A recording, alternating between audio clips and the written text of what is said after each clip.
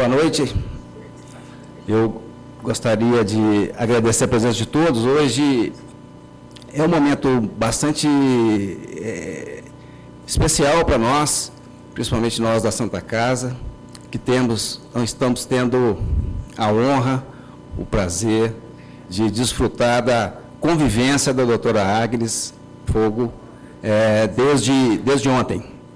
Ela chegou ao Brasil na terça-feira, vindo de Nashville, e desde ontem nós temos o prazer da convivência dela. Hoje tivemos uma tarde extremamente rica, onde ela nos apresentou lá uma coleção de lâminas de biópsia renal de extremo interesse, onde fizemos um passeio por todas as mais importantes aparências histológicas dos diversos compartimentos do tecido renal.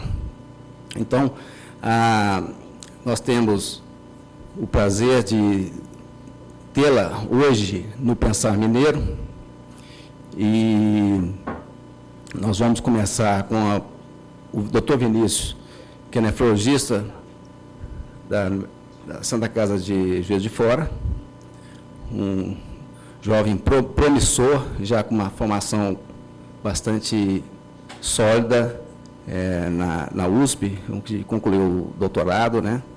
E então, com certeza, teremos uma apresentação e uma discussão bastante rica.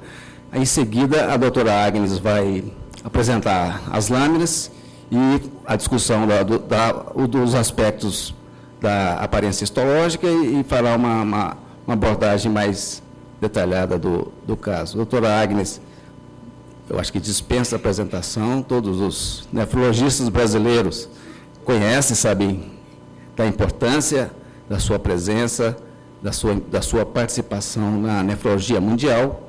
É uma das maiores expressões da nefrologia mundial, professora de patologia renal da Vanderbilt University, em Nashville, no estado do Tennessee, e que ficará entre nós mais um dia. Amanhã ela tem mais uma participação importante na Santa Casa, na parte da manhã. Então, vou passar para o Vinícius, que vai fazer a apresentação do caso. Boa noite. Queria agradecer o convite e a lembrança para estar aqui com vocês. Agradecer em especial a doutora Lilian, que me convidou. É um prazer estar aqui.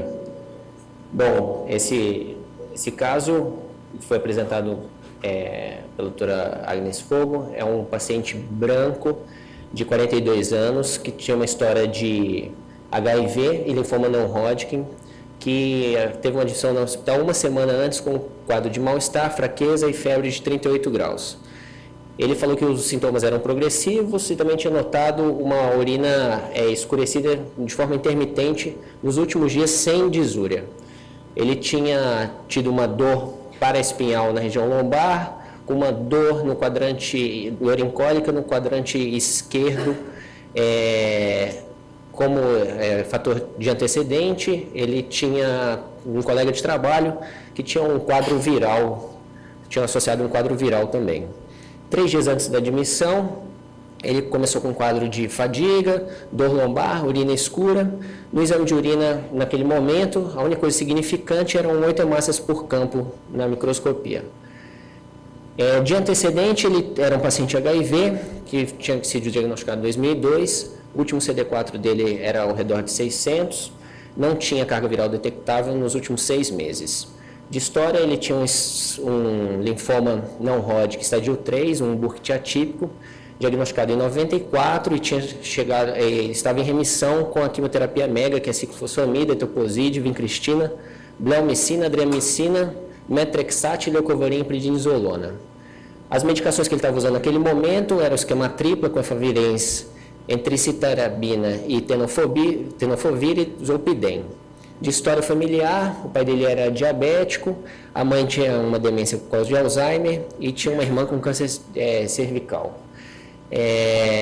Ele era divorciado de uma relação homossexual monogâmica por 6 anos e é um paciente tabagista, tinha parado de fumar nos últimos 6 anos, era um etilista ocasional e negava o uso de drogas ilícitas.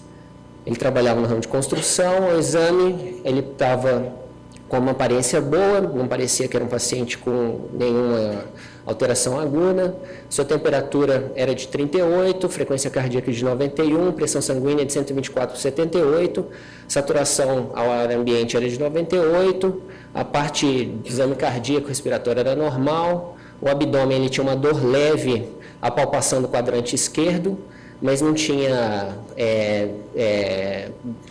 DB, não tinha sinal de irritação peritoneal.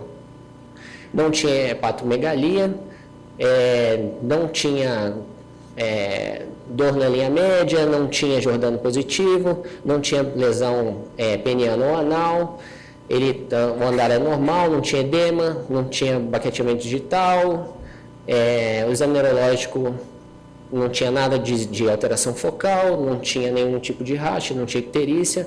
O exame laboratório, ele tinha 7.200, um leucócito de 7.200, neutrófilo de 4.400, um hematócrito de 39 com VCM de 93, plaqueta de 181 mil, tinha sódio de 139, potássio de 4,2, cloro de 105, bicarbonato de 21, um BUN de 17, creatinina de 1,9, sendo basal dele de 0,9, uma glicose de 82, cálcio de 9,3.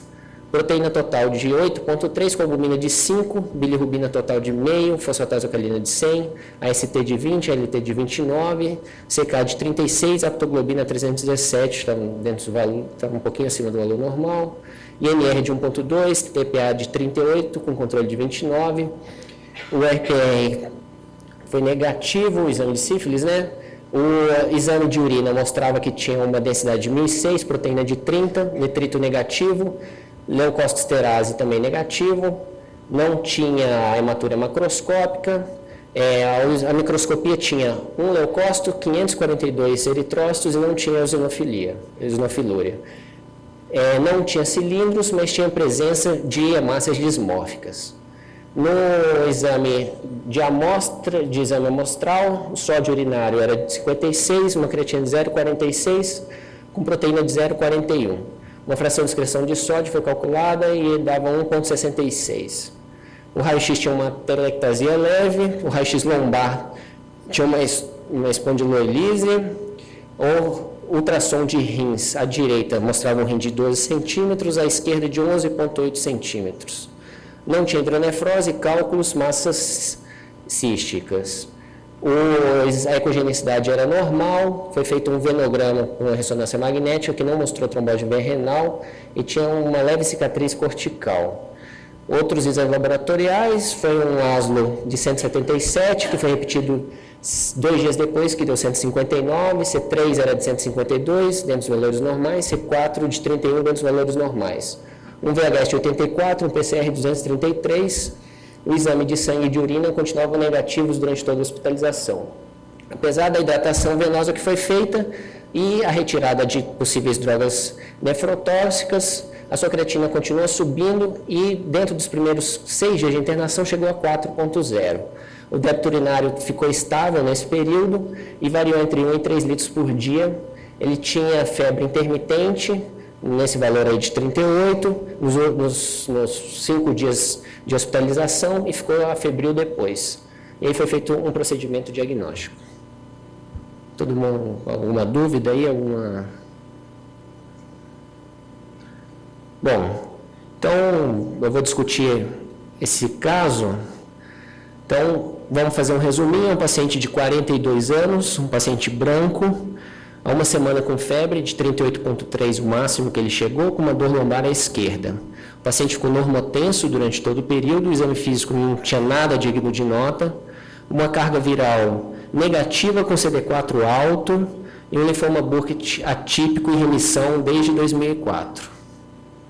O hematócrito 39, aptoglobina normal, leuco de 7,200, albumina de 5, ou seja, albumina normal. A ressonância magnética já tem esse dado, a gente não vai pensar mais em trombose venosa, né?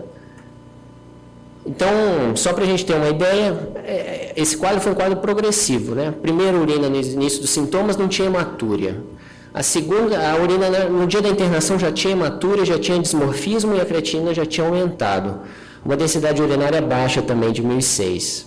Complemento normal, VHS e PCR elevados, com hemo e uroculturas negativas. No D6 de internação, ele já estava com creatina de 4 e mantendo diurese. Então, esse é o resumão do caso. Então, vamos... Diagnóstico diferencial, acho que a gente tem que pegar o dado mais importante, que é o paciente HIV positivo, né? O que a gente tem para procurar no HIV positivo? Nos últimos anos, a demografia do HIV mudou bastante. Você vê, de 95 para 2003, a porcentagem de pacientes que tinham diabetes e HIV subiu de 4% para 10%. A presença de hepatite, paciente com hepatite, subiu de 4,6% para 15%. E a presença de IRA nesses pacientes subiu de 2,9% para 6%. Então, nesse meio período, a gente começou a tratar bem os nossos pacientes com HIV, a expectativa deles mudou e mudou o perfil, obviamente também mudou o perfil deles. Agora a gente pega paciente com mais tempo de diabetes, mais tempo de hipertensão, e a gente tem que começar a pensar em outras doenças também. Para a gente ter uma ideia, a chance de IRA em pacientes HIV infectados, paciente de raça negra tem maior prevalência de IRA, paciente diabético, paciente que já tem uma insuficiência renal crônica e paciente com doença hepática. Então, todos esses fatores predisponentes de IRA, então, cada vez mais a gente pega pacientes com hepatite C e HIV, paciente que tem uma insuficiência renal crônica e HIV, paciente diabético por causa das medicações, então, a gente tem que pensar nisso. A incidência de IRA em pacientes ambulatoriais chega a ser 6% ao ano. E, obviamente, o motivo mais comum é o quadro de NTA. O paciente é um paciente que apresenta diarreia, quadros infecciosos, pneumonia, infecções do trato urinário, sepsemias. É um paciente que tem mais predisposição para insuficiência cardíaca, cirrose hepática, faz uso de contraste para fazer medicação. Esses pacientes apresentam mais NTA e mais quadros de IRA. Drogas nefrotóxicas, o paciente interna uma fungemia, tem que usar anfotericina, faz uma sepse e evolui, então, com uma nefrotoxicidade por causa da medicação. Então, a gente tem que pesquisar essas drogas nefrotóxicas, NTA. Esse paciente não tem história nenhuma desse quadro. Inclusive, ele foi hidratado, a hidratação não mostrou melhora nenhuma, o paciente continua evoluindo, não tinha nenhuma dessas histórias. Então, não deve ser um quadro desse. A fração de excreção de sódio dele era de 1,6, mostrava que ele não tinha nenhuma pré-renal, então não deve ser uma IRA pré-renal. Ele fazia uso de medicações nefrotóxicas, fez em algum momento, mas é difícil, né? Vincristina pode dar síndrome de liso tumoral, principalmente linfomas de Burkitt, que são aqueles linfomas tipo Burkitt com massa, e essa massa, depois que você começa a quimioterapia, a prednisona, diminui muito, faz lise tumoral. Ele não teve isso nesse momento agora, ele não tem sinal nenhum de ter linfoma. Pode fazer também uma sinusecreção inapropriada de ADH, mas também não parece. Metrexate pode causar por si só nefrotoxicidade, não é o mais comum a gente vê quadro de insuficiência renal levando a piora dos efeitos do trato gastrointestinal por causa do metrexate. Mas isso foi em 2004. Provavelmente esse paciente chegou em 2011, não tem história nenhuma, então eu acho difícil. No esquema HART, ele usava tenofovir. Tenofovir é uma droga que acho que está todo mundo bem tranquilo e saber que causa lesão tubular, principalmente lesão do túbulo proximal, pode se associar a síndrome de Fanconi, com glicosúria, proteinúria tubular, né, geralmente ao redor de 1 grama, aminoacidúria, hipofosfatemia. Esse paciente não tem história nenhuma. Além do que, a perda de função renal nesse grupo de pacientes, ela é tempo dependente, ela é progressiva, geralmente a perda de função é leve, entre 1,5 e 2 de creatinina, e você retira a medicação, o paciente melhora. Não parece que ele tinha nada disso, ele chegou com 0,9 com quadro agudo. Então, provavelmente não foi nada de nefrotóxico que ele usou. A impressão que a gente tem é que ele teve uma evolução rapidamente progressiva, né? Creatinina de 0,9, em 6 dias estava com 4 de creatinina. As glomerulopatias associadas ao HIV, tem muitas glomerulopatias associadas, tem a nefropatia do HIV exatamente, que é com gesto colapsante, tem a por imunocomplexo, a gesto clássica, que quando não tem colapso, a relacionada com a hepatite C, a nefropatia diabética, do amiloide, a síndrome hemolítica urêmica com microangiopatia trombótica. Então, tem uma gama de doenças enormes que pode estar associada com o HIV. Então, eu vou começar a tentar destrinchar cada uma delas para a gente, nesse caso, ver qual seria a mais comum. O HIV, a nefropatia do HIV, é a nefropatia mais comum nesses pacientes. Numa série de biópsias de 88 casos, 29% tinha nefropatia do HIV. Mas como é que são esses pacientes? Eles são pacientes negros, isso faz uma diferença muito grande, parece ter uma relação com uma parte genética, e hoje em dia está descrito uma relação com o gene do MYH9, a poliproteína 1, que também está associado com presença de nefrosclerose benigna e GESF. E esses pacientes têm uma relação muito grande, com risco muito elevado de virem apresentar nefropatia de HIV. Quem tem MYH9 e a polipo 1, um risco mais ou menos de 10 a 15 vezes maior do que a população normal. Pacientes com carga viral elevada e CD4 baixo são os pacientes que são de risco para a nefropatia do HIV.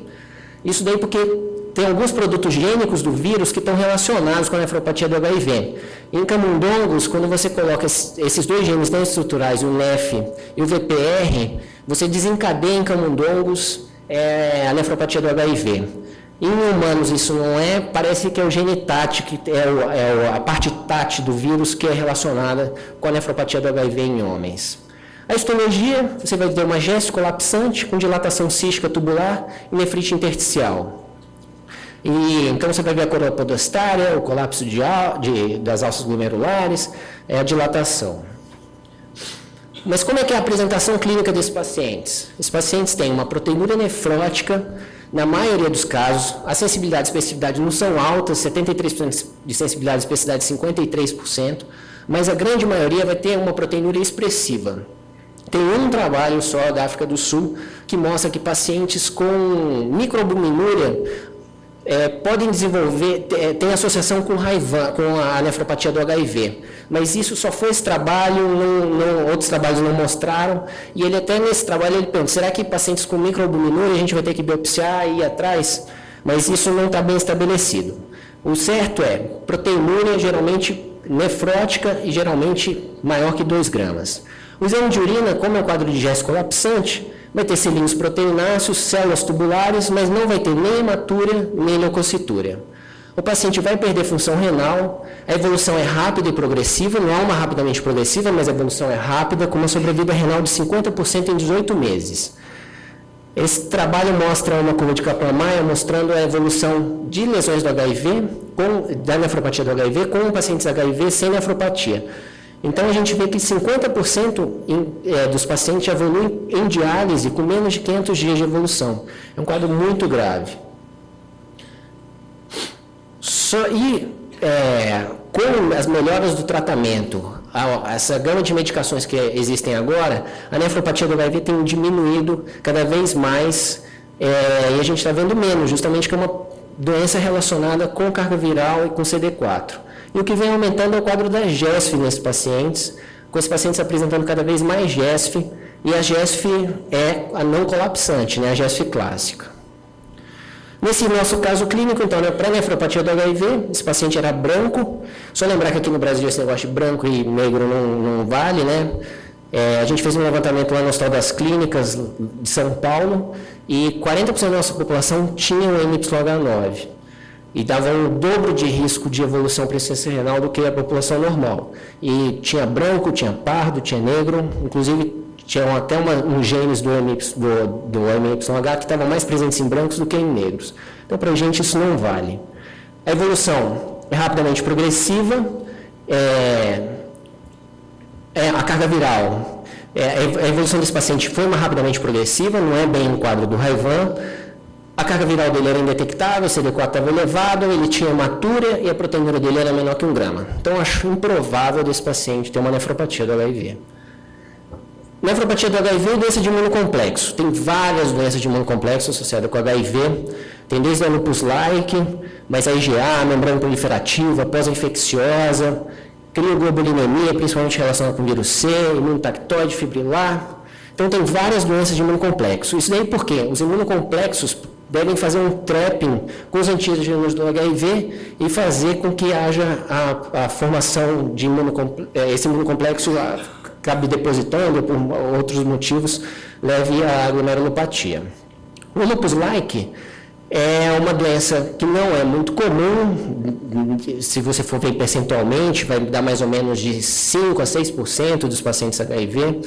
Nesse grupo que ele juntou de 88 biópsias, 14 tinham lupus-like, 13 pacientes eram negros, a imunofluorescência era rica, era uma full house, o FAN era negativo ou fracamente positivo, 2 ou 3 pacientes só tinham um FAN de 1/80, ou seja, você tem que pensar sempre nesse caso, o FAN é negativo, e esses pacientes apresentam como? Síndrome nefrótica, com hematura microscópica, tem perda de função renal também, são pacientes com hipertensão, o C3 estava baixo em 4 de 9 desses pacientes, sendo que 50% deles estavam co-infectados pelo vírus C, sem presença de crioglobulinemia.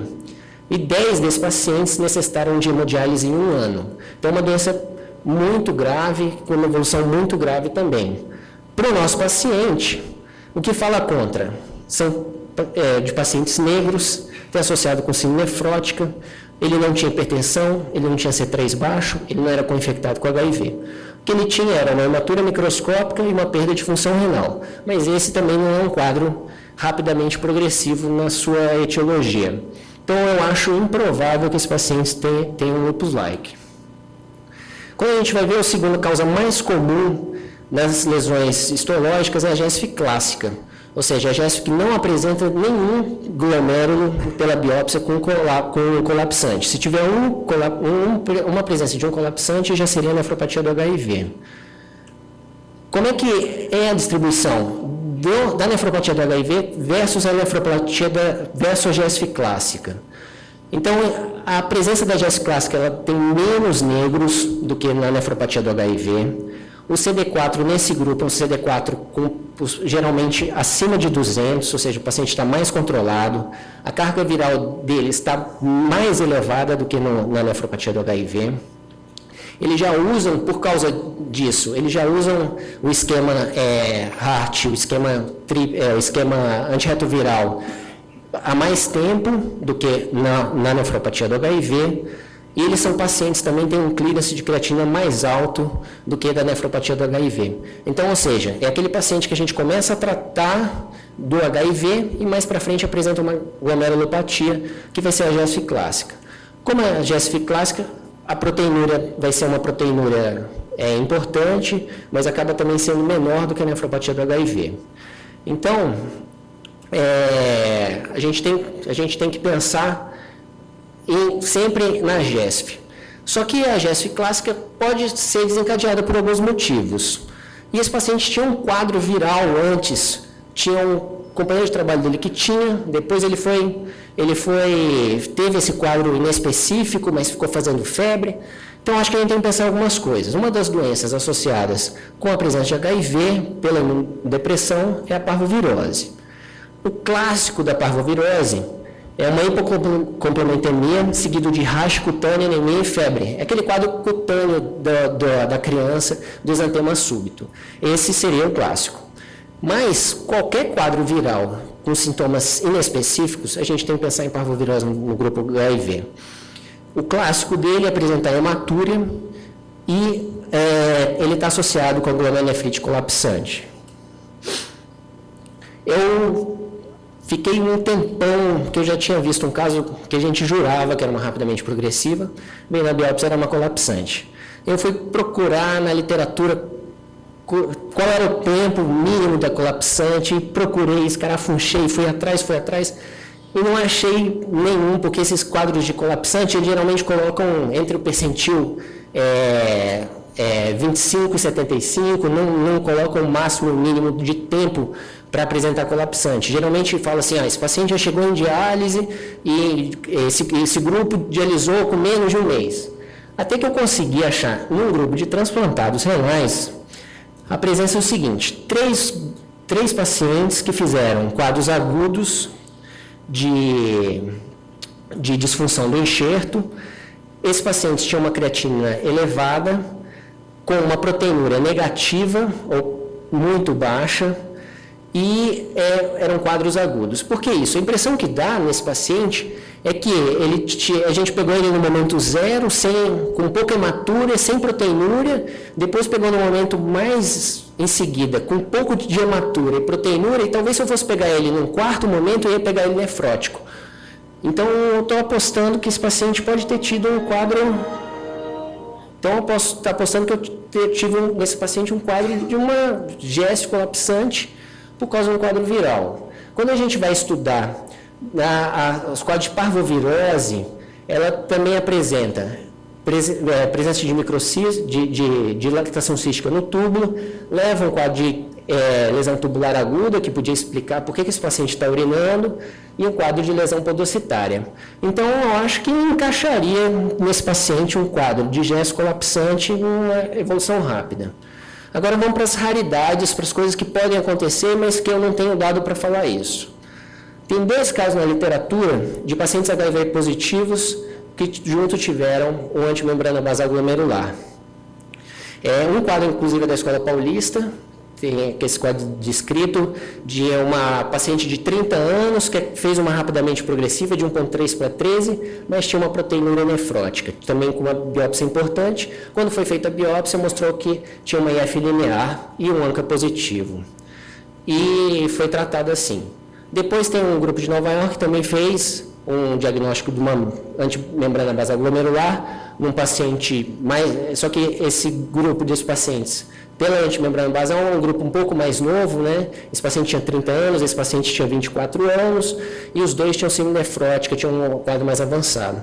Mas eu não tenho como descartar que esse paciente não tenha uma antimembrana basal glomerular. Acho improvável, mas não é impossível. Nefropatia da IgA é um quadro que pode estar vindo nesse paciente. Nefropatia da IgA leva quadros crescentéricos, presença de hematúria, proteinúria não nefrótica, C3 e C4 normais, o episódio viral prévio. Isso tudo eu tenho a favor nesse paciente que ele tem uma nefropatia da IgA. O que me fala contra, nesse momento, ele está hipertenso, ele está urinando bem, e eu ia pensar que um quadro crescentérico e com expansão mesangial, presença de crescentes, ele ia estar mais oligúrico. Mas é uma hipótese muito plausível, numa doença muito frequente, então não tem como tirar, eu acho que essa hipótese também é bem possível. Outra raridade, presença de glomerulonefrite com fibrilar imunotactoide em pacientes HIV positivos, 3 casos descritos na literatura. Esses pacientes, 2 deles tinham associado com hepatite C, você vai pensar nesses quadros de fibrilar imunotactoide, presença de doenças crônicas acontecendo, e esse paciente começa a fazer esses depósitos amiloides, esse paciente não tem história nenhuma, mas pode ser o caso, o quadro fibrilar pode ter presença de crescentes até em 20% dos pacientes, então eu também não teria como descartar que esse paciente não está fazendo um quadro de fibrilar imunotactoide. É possível, mas é também muito raro de acontecer. Mas é uma doença que a gente tem que sempre pensar, porque ela está presente, né? Mas a gente tem dificuldade de fazer o diagnóstico porque a gente não tem muito acesso à microscopia eletrônica. Só para a gente ter uma ideia, esses 3 pacientes eram o seguinte: creatinina sérica deles 1,6, 3,7, 0,8, com uma proteinúria nefrótica, 2 pacientes hipertensos e 2 pacientes tinham vírus C. Nosso paciente não tem síndrome nefrótica, fez uma rapidamente progressiva. Eu acho que é improvável, mas eu também não tenho como descartar. Nefrite intersticial é um quadro que pode dar hematúria, proteinúria, mas ele não tem o fator principal na história, que é uma droga que esteja dando isso. Então, eu acho que não é uma nefrite intersticial que está levando a esse caso. Então, minhas hipóteses são: primeira hipótese é uma GS colapsante por uma parvovirose, minha segunda hipótese é uma IgA forma crescentérica, e minha terceira hipótese é uma glomerulonefrite rapidamente progressiva por anticorpo antimembrana basal. Bom, eu espero que tenha chegado a decifrar alguma coisa, que tenha saído de um quadro cubista e tenha passado para um quadro mais delineado depois dessa exposição.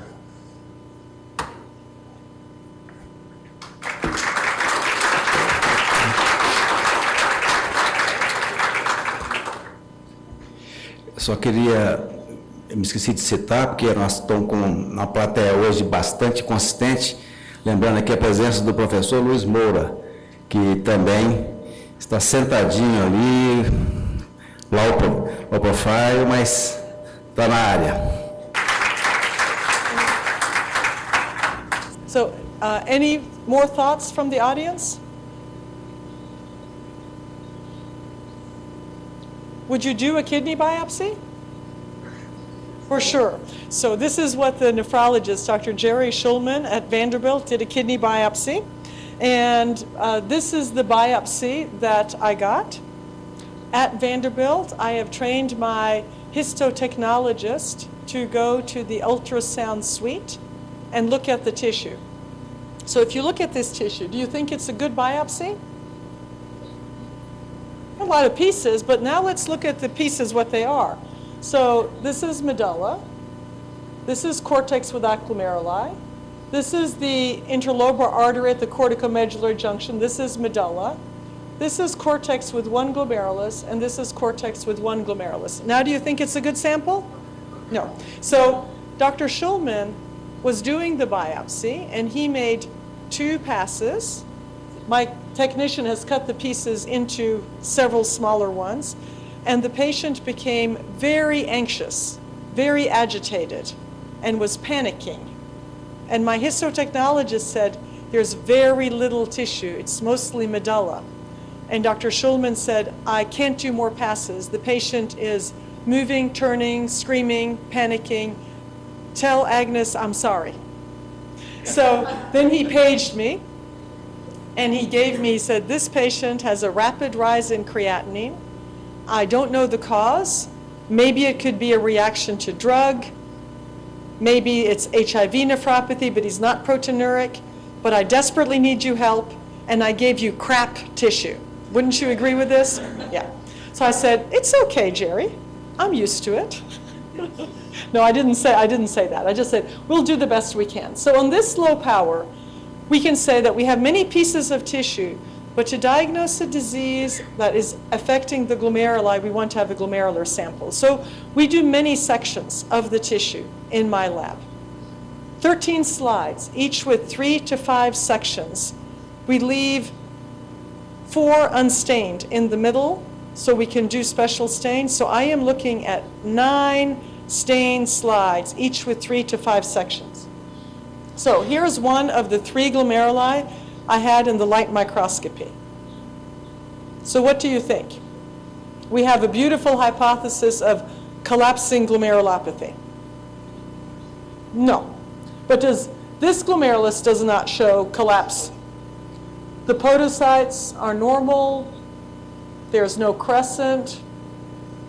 There's no proliferation that we can see. We can't rule out small IgA deposits. Maybe another glomerulus could have collapse, but this glomerulus looks pretty good, doesn't it? These tubules show some injury. Maybe it's just acute tubular injury. We have to look some more. So then I found an area in the biopsy here. So I have tubular injury. I have some red cells in the tubule. I have an arterial, the interlobular artery here. It looks normal. And then look here, I've got interstitial inflammation and some eosinophils. What do you think? I think it could be acute interstitial nephritis. We didn't know of a new drug in him, but maybe he has inflammation in the interstitium here, right? Well, but let's look more. So I looked at the next step level section, that was the PAS. What do you think on this section? This is the adjacent section. Here are the tubules with some injury. Here's this area with interstitial inflammation. But there's an arteriole here, and look at this material here. What is that? Fibrinoid necrosis. Why do I have fibrinoid necrosis here? I have to look at the next section. So I am thinking at this point a differential diagnosis. I've looked at all of the sections that I have, and I have some normal glomeruli, I have an interstitial inflammation, and something strange. So I could stop now and say, it's acute interstitial nephritis, right? I could worry about that little fibrinoid material. Maybe I am tangential to something aggressive and damaging, and the inflammation is at the periphery of this. So I am thinking, could there be some crescent or necrosis, some destructive injury from some destroyed glomerulus, and I see the inflammation there? So I need to do more sections. So I go and I tell my technicians, cut deeper. You've already cut 13 slides, cut 10 more. So we go to the next slide. The next section, deeper level, where we had interstitial inflammation. I see an arterial here, some fibrinoid material. And this, it's not quite a glomerulus, but there's some fibrinoid necrosis. On this silver stain, I'm thinking maybe this is part of a glomerular capillary loop. Maybe. I need more sections. So we look closer here at the same lesion, and I can see the fibrinoid necrosis, and now I can be sure this is the glomerular capillary wall, this is the capillary loop. And here is the vascular pole, right here with some fibrinoid necrosis. And then through the 10 more sections that my technician cut, what do I have here? I have the glomerulus that has a normal appearance here, and here is a cellular crescent. Here's some of the inflammation surrounding this. I have another glomerulus where I have the fibrinoid necrosis in Bowman space. And here a small area of necrosis in the tuft with a rupture of the capillary wall. And here, on the last section that I could cut, I have the glomerulus with rupture and fibrinoid necrosis. And here is the fibrinoid necrosis and part of the crescent. And I can see why I have the interstitial inflammation, because Bowman's capsule is destroyed by this aggressive process, so I have inflammation in the interstitium. So what could this be? Well, we have a differential diagnosis to think about crescents. I'm sure now I have a very small sample, but I've got 2 crescents and some fibrinoid necrosis. So I have 3 broad categories to think about crescents. It could be anti-GBM antibody, right? It could be posse-immune necrotizing crescentic GN. Most of those are ANCA associated. Or it could be severe immune complex GN. This lupus nephritis, you heard a beautiful discussion. HIV patients can have a lupus-like disease, IgA nephropathy, membranoproliferative GN. He's not hepatitis C positive. Let's go back and look at that glomerulus. Here. So what do we think, before we look at the immunofluorescence, what do we think about the possibilities? Is this possibly bad immune complexes? No, we don't see any reaction in the capillary loops. Bad immune complexes, these subendothelial deposits, cause proliferation to fill up the capillary lumens, causing an endocapillary proliferation. I don't see that here. Could it be anti-GBM? Yes. Could it be ANCA disease? Yes. So I have to look at the immunofluorescence. So the immunofluorescence is very helpful here because in anti-GBM disease, it shows linear staining of the capillary wall with IgG. With immune complex disease, depending upon the disease, I'll see granular or chunky staining, depending upon what type of immune complex disease I have, MPGN, chunks, post-infectious, scattered, big granules, IgA nephropathy, mesangial deposits. There are different lupus, full house staining. And then posse-immune. It can be tricky. Posse-immune means it could be trace staining or negative staining. So these are the broad categories of the immunofluorescence pattern. So the immunofluorescence is going to help me a lot. So at this point, I am really hoping that my wonderful technician who went to the biopsy suite, remember this is HIV positive tissue, she is handling, looking with a dissecting scope, very tiny, the patient is screaming, everything is going crazy, and she has to stay calm and look in the dissecting scope and say, I don't have enough tissue. Dr. Schulman says, tough luck, that's all you have. Can you imagine? My technicians are wonderful. that she has looked at it, and in dividing up the tissue, looking through the dissecting scope with all of this medulla, that she was able to divide off some for IF. Because for EM, can I tell anti-GBM and ANCA disease apart by EM? No. There are no visible immune deposits by standard EM, as I'll tell you more. So I am really hoping that she did a good job. And she came back, Jerry Schulman called and apologized, and she tells me, oh, Dr. Fogo, it was a tough biopsy to go to. I think I got one glomerulus on the IF, but I'm not sure. Very small biopsy. So here's the immunofluorescence. 2 glomeruli, that's all we had. So earlier today, I was teaching the residents the secret of immunofluorescence. Very advanced secret that we renal pathologists have. You look and you see, is it green or not? So I would like all of you to help me here with the interpretation. Is it green or not? It's green. And then we have to determine where is it green, in the glomerulus, the tubules, or the vessels. Where do you think? Are you confident? I didn't hear all of you say anything. The glomerulus, right? And then we have to determine the pattern. Is it chunky, irregular, like the subendothelial deposits, or is it linear? Linear. This is the most beautiful linear staining you could see. And I've put a label on here with IgG. The C3 was also very strong. So here's a closer up on the next section. We cut levels there. Very strong, smooth, linear staining. And here you can see another little crescent here on the IF glomerulus. So the EM, as expected, we had 1 glomerulus on EM. And here, let me orient you. Here's the capillary wall. This is the mesangial area. Here is the podocytes, and they don't show so much effacement. Very little effacement.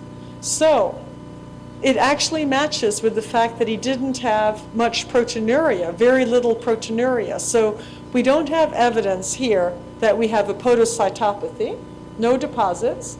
And here we have the glomerular basement membrane. Here are the podocytes. They are not effaced here.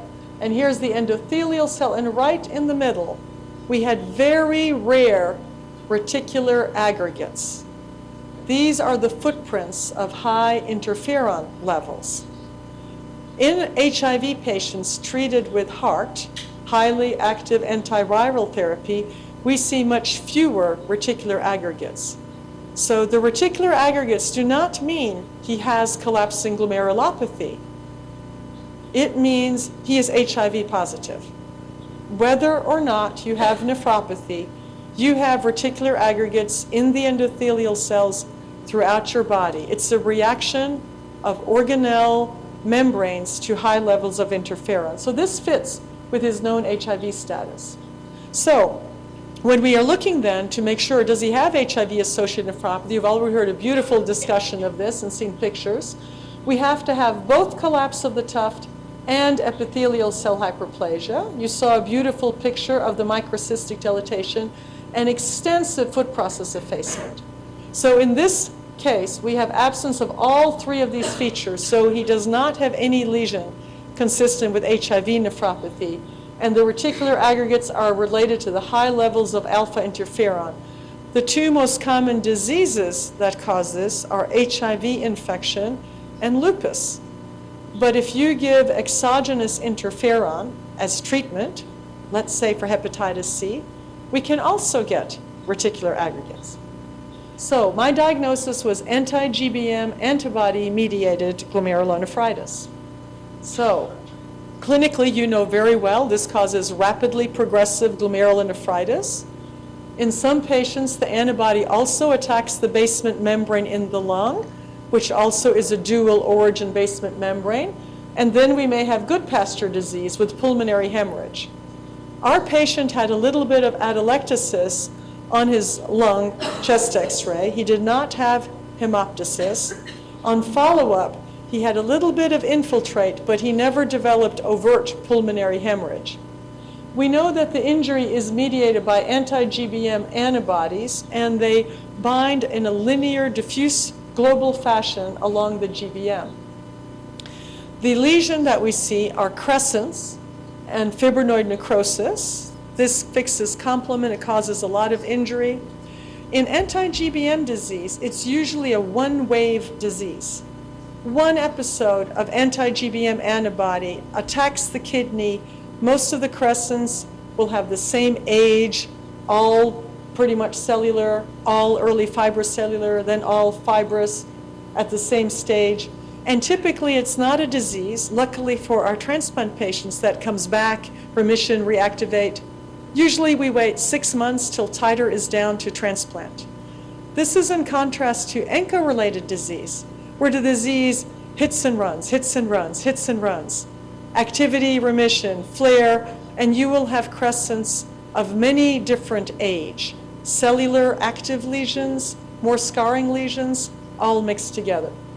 We can see the linear staining by IF, and we can see this is by the GBM, causes the GBM break. We can't see immune complexes by EM. We think the reason is because the antigen is so diffusely distributed, it doesn't make a lump or a visible immune complex process by EM. If we did immunogold staining with gold-labeled antibodies on EM, we can see that it binds. The target antigen in the GBM is the non-collagenous, we say NC1, domain of the alpha-3 combined with alpha-5 chain of collagen 4. And in a paper that Billy Hudson at Vanderbilt wrote a couple of years ago that I was very proud to be part of in the New England Journal, we did studies on patient material and found that the reason that we develop this autoantibody is a conformational change. The type 4 collagen, shown here with alpha 3, 4, 5, changes conformation. Something happens in the environment, maybe a viral infection, maybe an exposure to some solvent or something, causes a conformational change, and this makes the target antigen exposed, and you get an autoantibody. So in HIV disease, as you've beautifully heard discussed, we can get many autoantibodies. The common ones are ANA with lupus-like disease, but some patients also develop ANCA, and anti-GBM has been described too. There's a polyclonal activation of immunoglobulins, so HIV patients frequently have false positive serological tests. There's a B-cell expansion as the immune system reconstitutes. And in 17% of HIV patients, can be anti-GBM serologic positivity, but most of them don't develop disease. They have an autoantibody, but it's not pathogenic, it doesn't fix complement, it's not causing detectable injury. And the 2 case reports, I thought it was very fitting to choose this case. One from UCLA, from Cindy Nast, you saw, and one from Sao Paulo, here in Brazil, beautifully reported by Marcelo Franco and his colleagues. So these are the references, in case you want to read anything more about it. I should give you as a follow-up, after I called Dr. Schulman, after I looked at the IF, and I didn't have the crescentic glomeruli, I called Jerry and I said, Jerry, this is Agnes. Are you sitting down? This is not a good sign if your renal pathologist asks if you're sitting down. He goes, should I be? And I said, yes. And I said, your patient has anti-GBM antibody nephritis. I'm cutting more levels to show the glomeruli, but it's definite. On the IF, I can see a crescent and immunostaining. It's very aggressive. It's a very small sample. And he went, holy cow, wow. Thanks a lot. I was doing great until you called me. How the hell am I supposed to treat him? So I said, well, you're very welcome. It's very late at night. You're very welcome. So the serologic tests came back in this patient, high titer of anti-GBM, and he was treated with some moderate immunosuppression, and he had some response, and he didn't develop overt good pasture. And the next day, Jerry told me again that he still loved me, but that night he was not pleased. He had to treat an HIV-positive patient with aggressive immunosuppression. So I want to congratulate our nephrologist for a brilliant discussion of every element of the case. It was absolutely fabulous. And thank you very much for your attention, and invite your questions. Thank you very much.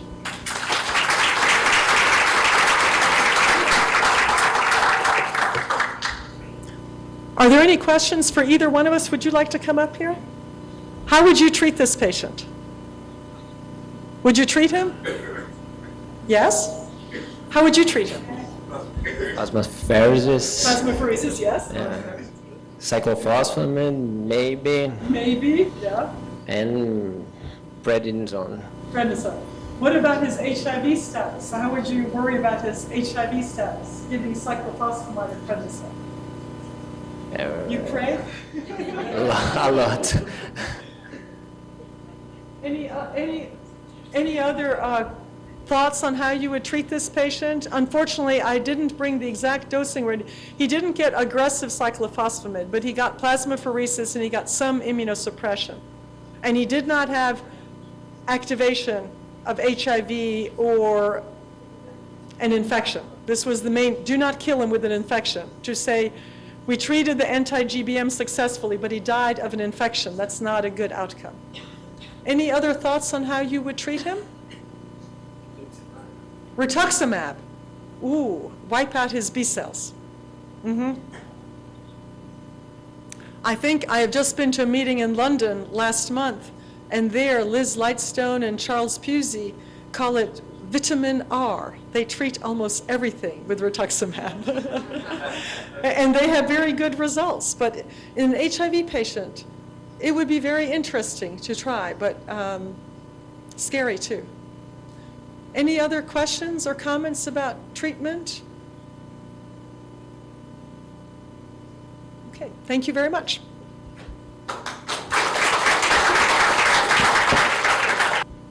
Boa noite, eu gostaria de agradecer a presença de todos. I would like to thank you for the excellent meeting.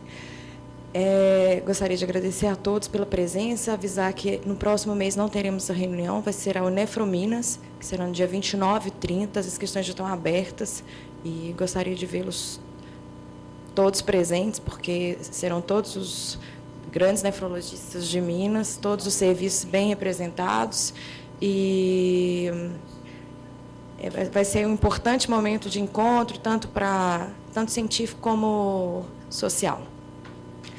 E gostaria de agradecer à Sociedade Mineira pelo patrocínio de tudo, que foi tudo patrocinado, à Santa Casa, especialmente pela presença da doutora Agnes Fogo, pelo patrocínio de tudo, pelo convite. Foi graças a vocês, parabenizá-lo pelos 10 anos de NefroMG, que foi o motivo principal de toda a edição especial do Pensar Mineiro. Boa noite a todos.